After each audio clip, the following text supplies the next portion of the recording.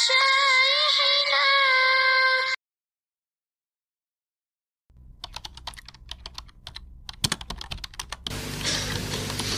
Ini orang-orang kafir mengatakan iftara 'ala Allah kadzib.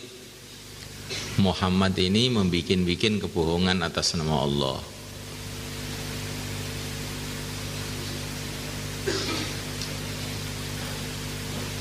Maksudnya mereka itu mengatakan bahwa Al-Quran ini bukan dari Allah.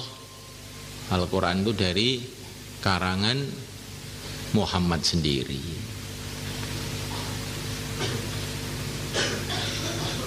Dan ini tuduhan ini sejak zaman dulu ada, bahkan sampai zaman sekarang. Namanya orang-orang orientalis.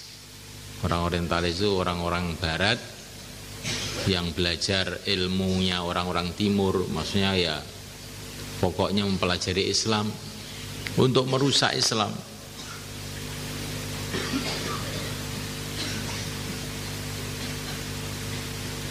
Untuk merusak Islam. Dan ini kemudian ditiru-tirukan oleh orang-orang yang terkenal dengan nama JIL itu, Jaringan Islam Moderat.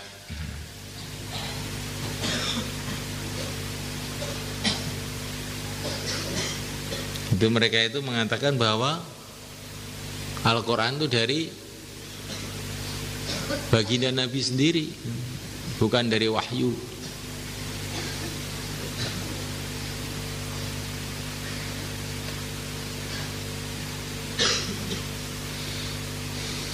Tetapi itu sudah dibohongkan, dipermalukan itu tuduhan-tuduhan itu oleh kenyataan.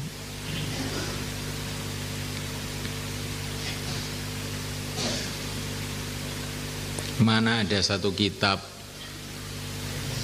yang diturunkan 1400 tahun yang lalu, tapi sampai sekarang tidak ditemukan satu kesalahan pun dalam Al-Quran.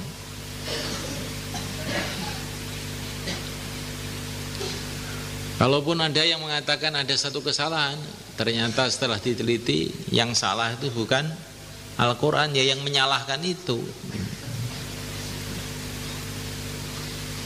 Karena kebodohannya lah perkara yang benar itu disalahkan.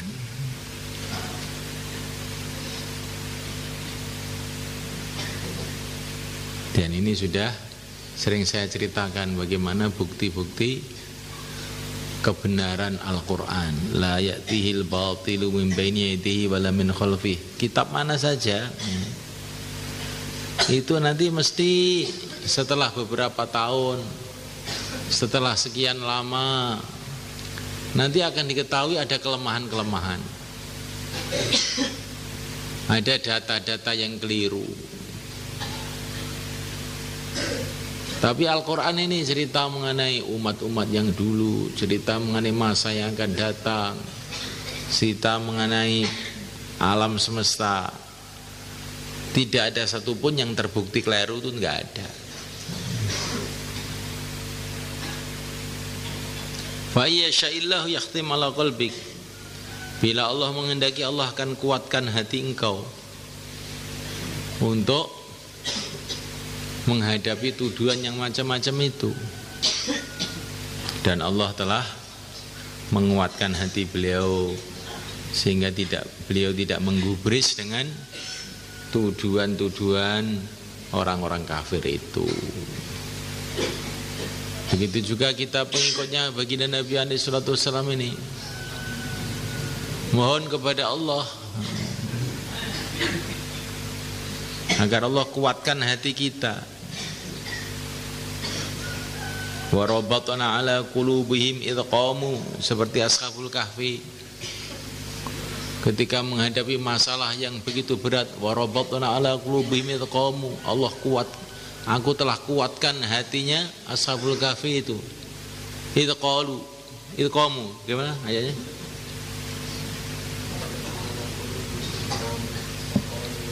Wa qalu rabbuna rabbus samawati wal ardh lan nad'u laqad qulna idzan syatata. Wa rabbatna ala qulubihim, aku telah kuatkan hatinya Ashabul Kahfi. Itu qamu, ketika mereka berdiri. Berdiri untuk apa? Berdiri untuk mendakwahkan agama. Wa qalu, dan mereka mengatakan gimana? Rabbuna rabbus samawati wal ardh lan nad'u min duni ilaha laqad qulna idzan syatata. Tuhan kami adalah Robnya langit dan bumi. Sekali-kali kami tidak akan menyembah selain Allah. Kalau kami menyembah selain Allah, betul-betul kita ini telah nyeleweng. Ashabul Kahfi ini mengucapkan begini ini di mana? Di tengah-tengah kaum yang semua kafir, semua menyembah berhala. Tapi Allah kuatkan, ya kuat. Mendakwakan agama di tengah-tengah orang-orang kafir, Allah kuatkan, ya kuat. Tapi kalau Allah tidak kuatkan, Pak Kiai, saya mau pulang. Ada apa? Tidak betah. Yang tidak betah, kenapa tidak betah? Pokoknya saya tidak betah. Sudah berapa tahun kamu di sini? Sudah 6 tahun. Lah kok bisa tidak betah, bagaimana? Pokoknya tidak betah. Oh ya mulia ya le. Ini kalau hati tidak dikuatkan itu loh. Cuman duduk ngaji di tengah-tengah santri pun juga nggak kuat. Tapi kalau Allah kuatkan, anak-anak muda di tengah-tengah orang-orang kafir berani mendakwakan agama. Ini namanya warabatna ala qulubihim. Dan nakhtim ala qalbik maknanya juga narbit ala qulubihim itu. Nakhtim itu maksudnya dikuatkan. Nah, kita ini mohon kepada Allah agar Allah SWT menguatkan hati kita dalam mengamalkan agama, memperjuangkan agama. Mabum? Badannya kuat, matanya kuat, telinganya kuat, kakinya kuat. Tapi kalau hatinya nggak kuat, ya lari.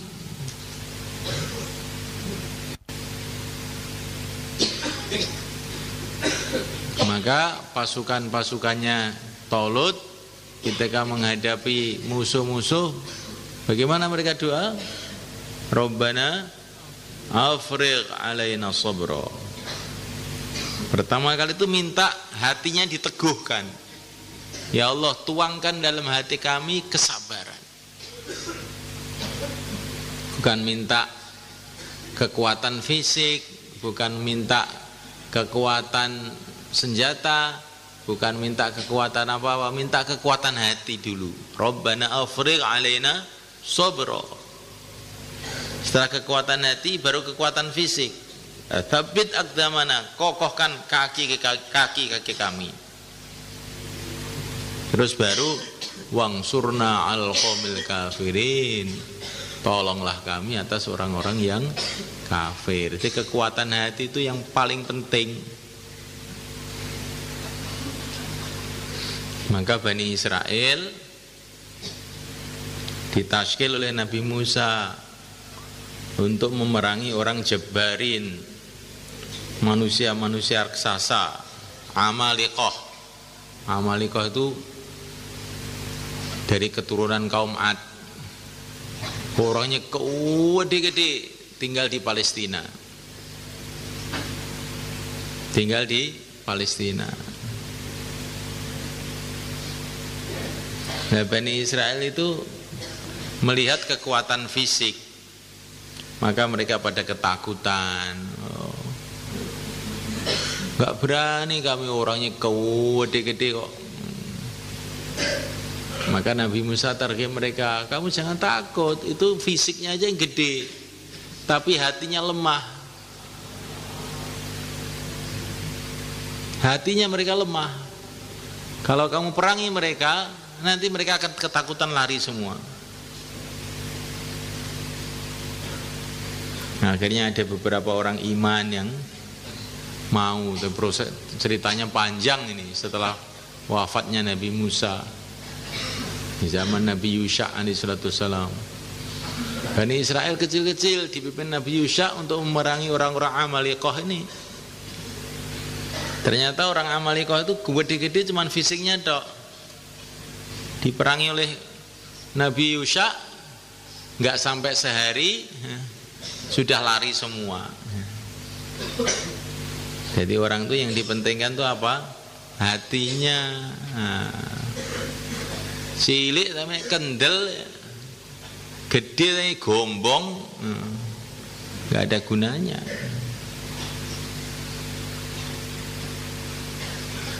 Dulu ada seorang raja yang sangat kejam, orang Islam tapi ini di Asia Tengah sana, namanya Timur Leng. Timur Leng ini orangnya kecil gitu, pincang lagi. Tapi ini kalau perang nggak pernah kalah ini. Dan kejam sekali namanya Timur Leng itu. Kalau perang itu sampai musuh-musuhnya itu tulang-tulangnya itu dikumpulkan, dijadikan kursi, dijadikan meja itu, saking kejamnya itu. Orangnya kecil itu.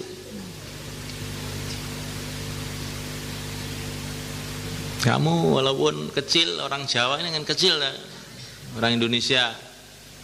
Tapi jangan sampai hatinya juga kecil juga, sehingga nggak ada apa-apa sudah takut.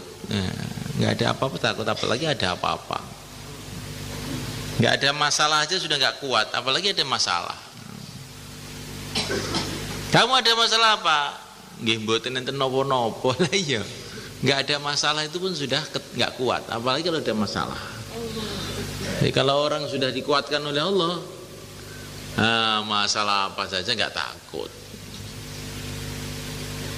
Maka orang itu jangan berpikir bagaimana dunia ini sepi dari masalah. Dunia ini tempatnya masalah memang, tapi bagaimana orang itu bisa tabah kuat menghadapi masalah. Kalau kamu itu ngaji, jangan pikirannya bagaimana tidak ada imtihan. Jangan.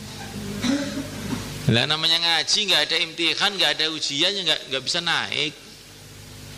Tapi bagaimana imtihan walaupun sulitnya bagaimana bisa gitu loh. Nah, manusia hidup di dunia itu juga begitu. Saya itu masalah ini Pak, masalah ini. Iya, kalau masalah bagaimanapun banyaknya, kalau kamu kuat kan nggak apa-apa sebetulnya.